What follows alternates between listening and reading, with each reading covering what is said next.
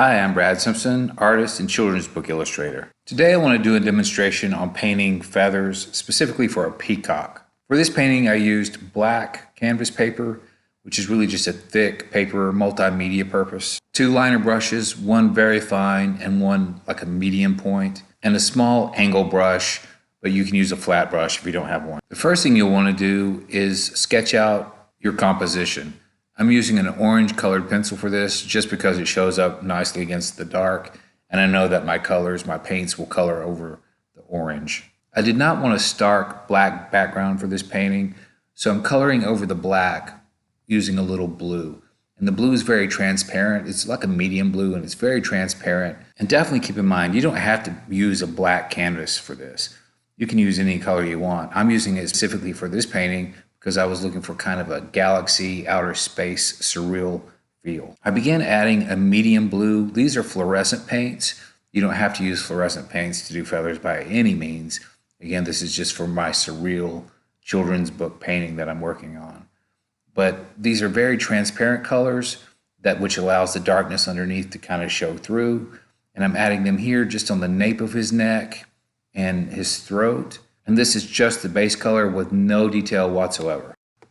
I use the same shade of blue for his crown and for the crest later, making sure I leave some black around his eyes to show through. For the shadow around the nape of his neck, I'm using dark blue, which is just a mixture of black and medium blue. Now I begin adding the shadow base to his wings, which is just a mixture of black, medium blue, and a tiny bit of red. This is a really dark purple against the already black background. I'm using a small angle brush to apply this color because this ensures an even coat all the way underneath for the shadow of his wing. Now I'm just adding a little more texture to his saddle and to parts of his neck using my medium liner brush. Just adding some shadows here and there, some of the darker shadows that show through the blue a little more.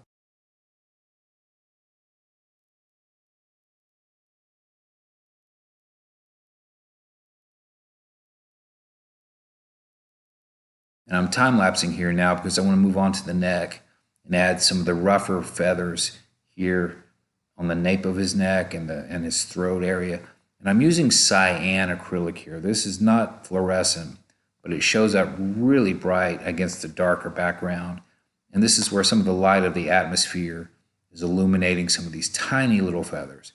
And I'm using a small little liner brush. This is really a medium liner brush, and using very delicate little strokes to add these little rough feathers through here. I'm alternating with cyan and a medium fluorescent blue, just getting 2 or 3 shades of blue here for the highlights of his neck. I'll leave the nape of his neck really dark.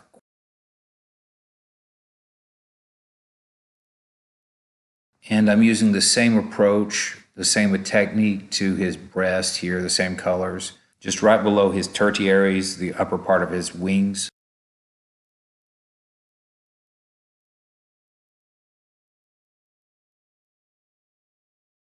And now we get to the most detailed part of the entire painting, which is his wing, his upper wing going down to his secondaries and then his primaries. And then, of course, the train, which is the long flowing part of his feathers that trail behind him. And I'm using the same fluorescent blue with a mixture of regular craft acrylic blue. And I allow it to just go on in little areas. Just notice how I dab the paint on, just tiny little strokes, because these feathers grow in layers, and they're very small little feathers up here. The tertiaries are the smallest little feathers of his upper wing. And as I add the color, I'm mindful to keep my strokes in the same direction each time. Keep in mind, feathers grow in the same direction. They do not grow in a crisscross pattern. And as I work in layers, I allow some of the paint to dry a lot brighter. I add more color in some areas because I want the illusion of highlights hitting feathers and sparkling, while in other areas, I let the paint go on much thinner, much more transparently, give the illusion of shadow showing through, and that gives the whole indication of feathers growing in layers.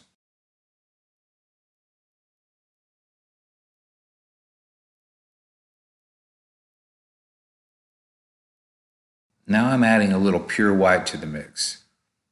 I haven't cleaned my brush, and by adding the white, this allows it to mix with the blues and create a nice soft blue, almost cyan, but a little brighter than cyan to give it a nice sparkly look where the light from the atmosphere is showing through and just making some of his feathers illuminate.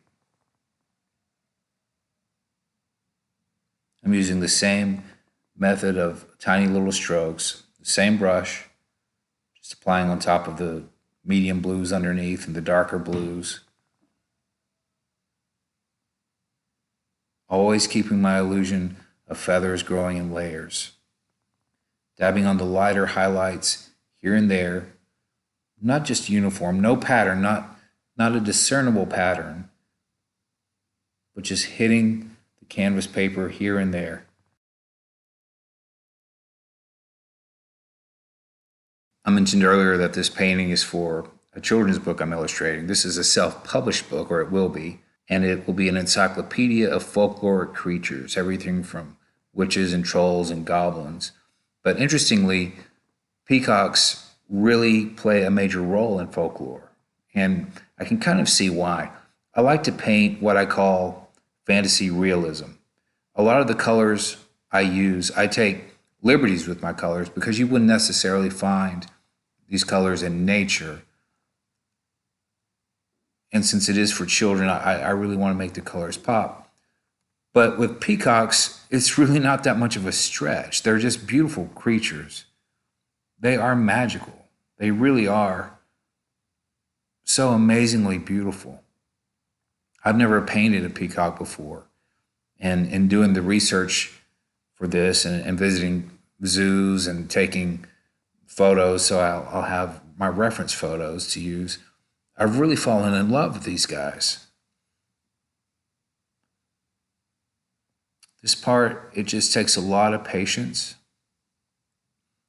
I tell people to make sure you're in a good mood, a calm frame of mind if you're going to start painting, any painting really, but anything that requires a lot of details. Because if you're not in a good frame of mind, you're going to rush, and then that really just kills your painting. Now I'm adding a little green. This is fluorescent green. It's a medium green. And I'm using the same brush. I haven't cleaned it at all since I began this painting.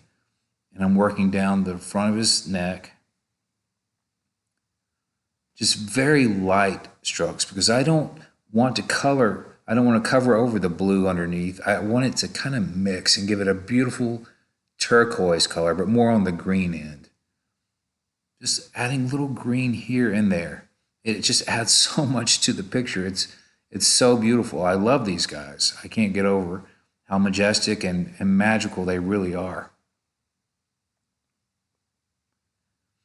Now I'm working my way further down on his wing. These are called the secondaries, and they're a little larger.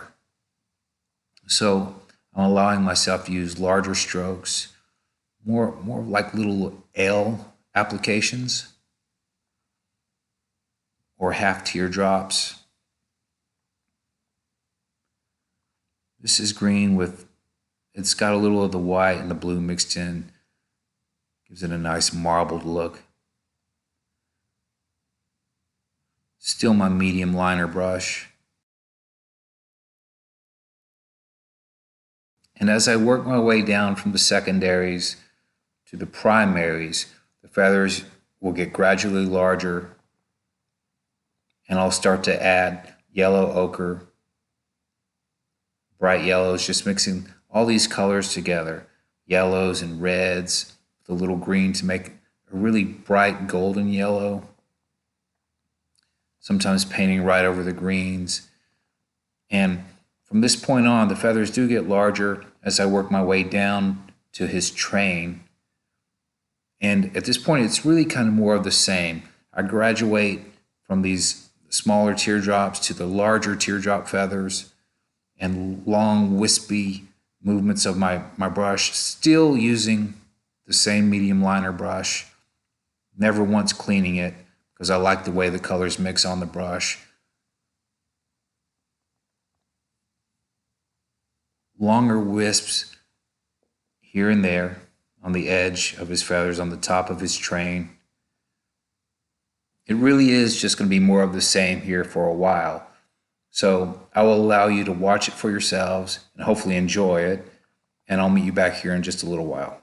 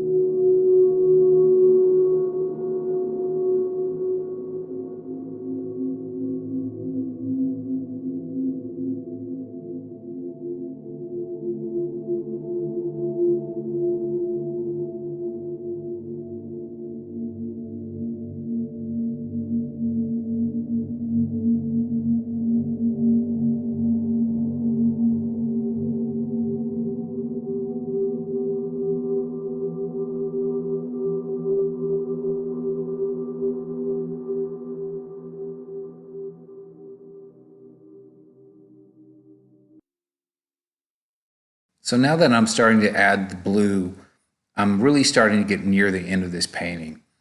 This is called the ocelli. I may be mispronouncing that. I'm sure someone out there will let me know if I am. I call them the eyes of the feathers.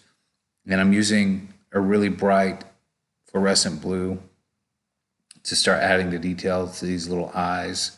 As some of you may realize, this demonstration is taken from another video I did just a few weeks ago on how to use fluorescent paints, just kind of a demonstration using the same exact paintings, more of an overview. And in that video, I'll go into greater detail on how I painted the back and I added the stars and the moon and some of the planets and just a lot of the other little details. So be sure to check that out, and I'll include a link to that video in the description below. Most of the colors you see here are fluorescent paints. These are fluorescent acrylics. But like I said in the beginning of the video, it doesn't matter. If you don't have fluorescence, you can use any kind of paints. The method of application is the same regardless.